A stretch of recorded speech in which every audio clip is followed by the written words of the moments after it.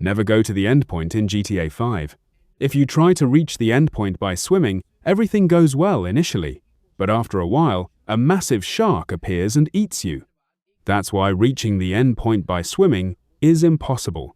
And if you're thinking of reaching it by jet ski, that's also difficult. As soon as you approach the endpoint on a jet ski, its engine overheats and stops, and the jet ski sinks into the water. So, let me explain how to actually reach the endpoint. First, take a car and go to this location on the map. Once there, dive into the water. You'll find a peyote plant there. Eat it.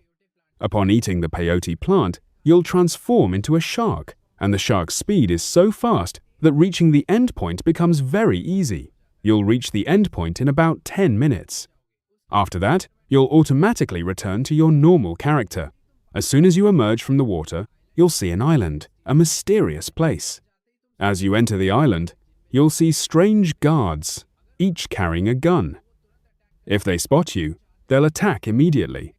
If you want me to explore this island, comment "Explore" and follow the page for more mysterious GTA 5 videos like this one.